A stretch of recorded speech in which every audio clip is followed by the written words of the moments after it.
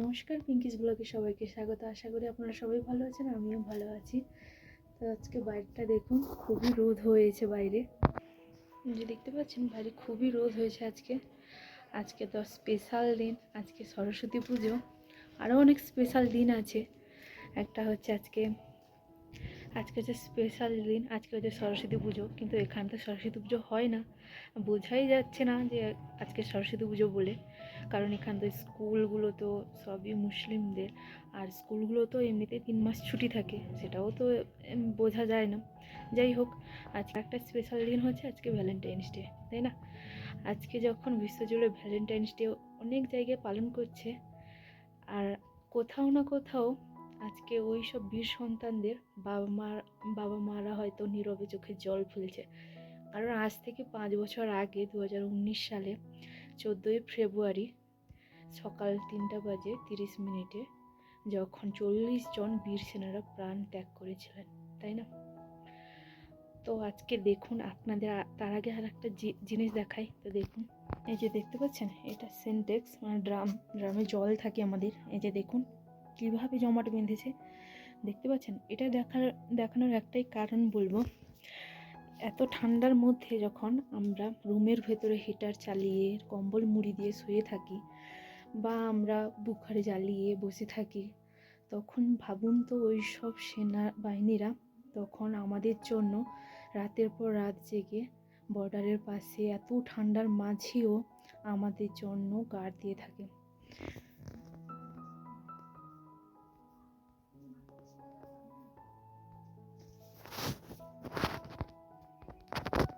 বলতে তো অনেক কিছুই ইচ্ছে করছে, কিন্তু ভিডিওটা অনেকটাই বড় হয়ে যাবে, তার জন্য বলছি যে ভাবুন যে বিশ্বজুড়ে গোটা দেশে ভ্যালেন্টাইন্স ডে মানাচ্ছে, আর ওই সব সন্তানদের কথা ভাবুন তো, যারা আমাদের জন্য প্রতিটা মুহূর্তে প্রতিটা সময় আমাদের সেভ করছে, আমাদের জন্য লড়াই করছে। তাদের কথা ভাবুন তো কেমন লাগে তাদের তাদের পরিবার ছেড়ে, বাবা মা সন্তান স্ত্রী সবাইকে ছেড়ে এত দূরে যখন ওনারা থাকেন, ওদের ভ্যালেন্টাইন্স ডেটা কেমন কাটে ভাবুন তো একবার। সত্যি আমরা গর্বিত এমন একটা দেশে জন্মগ্রহণ করে, যে আমাদের দেশে এমন বীর সেনারা আছে যাদের জন্য আমরা এইভাবে স্বাধীনভাবে ঘোরাফেরা করতে পারছি। আজকে যে আমরা এই জায়গাটায় আছি শুধুমাত্র ওনাদের জন্য। জানেন, আজ 3 দিন আগে থেকেই ভীষণ পরিমাণে হেলিকপ্টার যাচ্ছে। আপনাদের তো বলেছি ওইদিকে ক্যাম্প আছে, আপনাদের দেখায়। ওইদিকে না ক্যাম্প আছে, জানেন, আর্মিদের ক্যাম্প আছে, ওইদিকে গ্রাউন্ড আছে, ভীষণ পরিমাণে হেলিকপ্টার যাচ্ছে আজ 3 দিন আগে থেকে। যখন 15ই আগস্ট বলুন, 26শে জানুয়ারি বলুন, বা আজকের মতন দিনে, এরকম না, এইসব দিনের আগে থেকে 3 দিন আগে থেকে হেলিকপ্টার প্রচুর পরিমাণে যায়।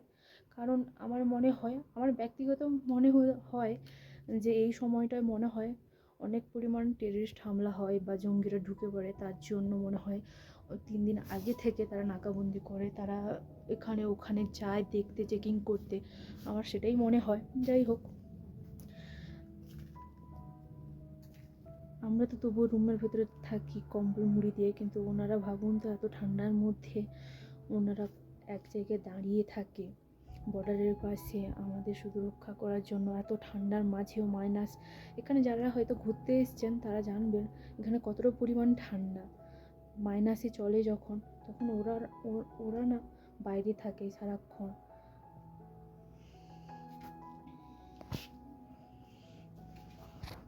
জানি আমরা বেশি কিছু হয়তো করতে পারি না বা করতে পারবো না, কিন্তু আমরা শুধুমাত্র স্মরণ করতে পারি ওনাদের জন্য।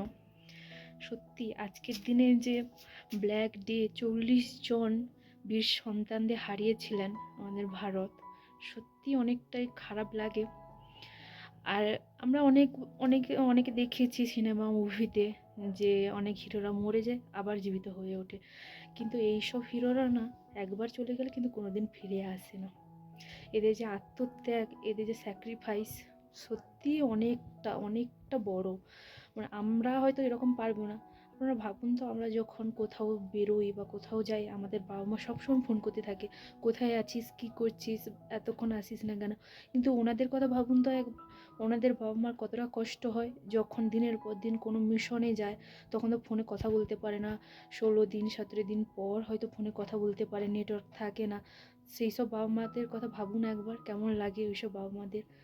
ওই বাবা মাদেরও স্যালুট, কারণ ওনারা এতটা স্যাক্রিফাইস করে, অতটা আত্মত্যাগ করে বলেই না আমরা এখনো পর্যন্ত সেভ আছি, সেভ থাকতে পারছি, ঘোরাফেরা করতে পারছি স্বাধীনভাবে, ওই সব বাবা মাদের জন্য।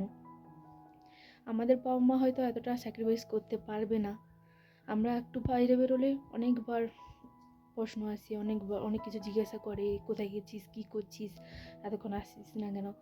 তো ওনাদের কথা ভাবুন একবার, সত্যি ওনাদেরও স্যালিউট, যে ওনারা হয়তো স্যাক্রিফাইস না করলে ওইসব সন্তানরা এত দূর আসতে পারতো না, বা এই যে ভারত মাতাকে যে সারাটা ক্ষণ প্রতিটা মুহূর্তে রক্ষা করছে, অনেকটা বড়, তাই না?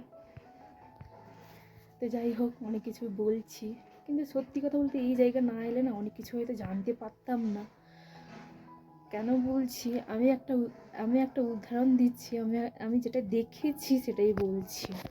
আমি এক্ষুনি বললাম না যে এখানে না এলে আমি বুঝতেই পারতাম না, কারণ একটাই, দেখুন এটা হচ্ছে এই যে রুমে ঢুকতে, এটা মেন দরজা বলুন, গেট বলুন, যাই বলুন, তারপরে যে যা রুমে দরজা থাকে, এই যে মেন দরজাটা দেখতে পাচ্ছেন, রাত 1টা 2টো 3টা, আপনার সারা রাত, আমরা যবে থেকে এসছি, আজ 8-9 মাস চলে এলাম আমরা, একদিনও এই রাতে এই দরজা কোনো দিনও বন্ধ থাকে না, এইভাবে খোলা থাকে। কারণ এখানকার মানুষরা হয়তো ভাবে যে ওই সব বীর সেনাদের জন্য আমরা সুরক্ষিত, তার জন্য মনে হয় ঘরের দরজাগুলো খোলা থাকে। কারণ আমি কোনো দিন দেখিনি, এতদিন এসেছি, কোনো দিন দেখিনি এই দরজাটা কোনো দিন বন্ধ আছে বলে। রাত 1টা 2টো অনেক মানুষ যাতায়াত করে, আসে, ওপরে তো অনেকেই থাকে, আসে যায়, অনেকেই যায় আসে, কিন্তু কোনো দিনও এই দরজাটা বন্ধ থাকে না, জানেন। আমি তার জন্যই বললাম যে এখানে না এলে হয়তো আমি কিছুই দেখতে পেতাম না বা বুঝতে পারতাম না। এর থেকে আর বড় কী হতে পারে বলুন, এর থেকে বড় উদাহরণ আর কী হতে পারে। এখানে তো কোনো ব্ল্যাক ডে মানায় না, এটা জাস্ট এখানে শুধু অফিসই আছে, আর যেগুলো ওই স্মরণে থাকে বা স্মৃতি মঞ্চ হিসেবে থাকে, ওটা হচ্ছে কার্গিল মেমোরিয়ালে থাকে। তো এখানে তো সেরকম থাকে না, এখানে জাস্ট শুধুমাত্র অফিস থাকে, আর অফিসাররা যারা থাকে এখানে সেটাই হয়। কিন্তু এখানে 15ই আগস্ট এখানে মানায়, 15ই আগস্টটা করে এখানে, পতাকা উত্তোলন করে, কিন্তু ওই ব্ল্যাক ডে এগুলো হয় না, ওটা তো কার্গিল মেমোরিয়ালে হয়। আর ওই যুদ্ধটাও যে, যুদ্ধ নয় ওটা, ওই যে 40 জন যে সন্তানরা, বীর সন্তানরা প্রাণ ত্যাগ করেছিলেন, যে টেররিস্টরা ওদের গাড়িতে বম ফিট করে যে ওদের গাড়ির সামনে চলে এসেছিলেন, ওই বাসটার সামনে ওই বীর সন্তানরা যখন তাদের ছুটি কাটিয়ে যখন বাড়ি থেকে ফিরছিলেন, তাদের কাজের সূত্রে যখন তাদের ডিউটিতে জয়েন করার জন্য যখন ফিরছিলেন, জম্মু থেকে যখন আসছিলেন, তখন সেটা ওই যে দুর্ঘটনাটা ঘটেছিলেন ওটা হচ্ছে শ্রীনগরে হয়েছিল। তো ওখান থেকেই শ্রীনগরে হয়েছিল বলে ওখানে যে স্মৃতিমঞ্চ, যে কতজন প্রাণ ত্যাগ করেছিল, ওই সব লেখা থাকে কার্গিল মেমোরিয়ালে, ওখানে লেখা থাকে। কিন্তু ওখানে তো আমরা এখনও যাইনি, যবে যাব আপনাদের অবশ্যই দেখাবো ওইখানে, ওই জায়গাটা। সত্যি এখানে গেলে, আমরা ভিডিওতে দেখেছি কিন্তু ওখানে যাইনি, দেখলে না আপনারা যদি চান আপনারা সার্চ করে দেখতে পারেন ফোনে।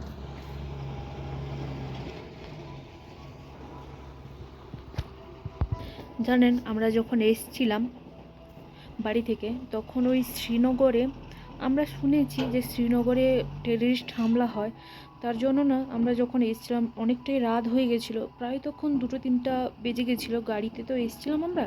তো তখন না ওই শ্রীনগরে না গাড়ি দাঁড়াতে দেয়নি, কারণ বলে যে শ্রীনগরে কোনো গাড়ি দাঁড়াতে দেয় না, কারণ ওখানে প্রায় সময় টেররিস্ট হামলা হয়, জঙ্গিরা, আতঙ্কবাদীরা ঢুকে পড়ে, তার জন্য না ওখানে দাঁড়াতে দেয় না।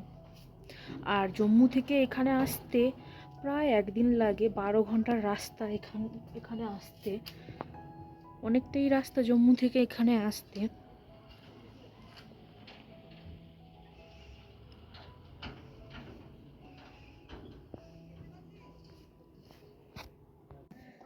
তাহলে চলুন ভিডিওটা তাহলে এখানেই শেষ করব। তার আগে বলে দিই, ভালো থাকুক ওইসব বীর সন্তানেরা যারা আমাদের জন্য প্রতিটা মুহূর্তে লড়াই করছে, ভালো থাকুক, সুস্থ থাকুক। চলুন ভিডিওটা তাহলে এখানেই শেষ করছি। ভিডিওটি যদি ভালো লেগে থাকে লাইক কমেন্ট শেয়ার করবেন, প্লিজ চ্যানেলটাকে সাবস্ক্রাইব করবেন। আপনারাও ভালো থাকবেন, সুস্থ থাকবেন, দেখা হচ্ছে আবার একটা ব্লগে।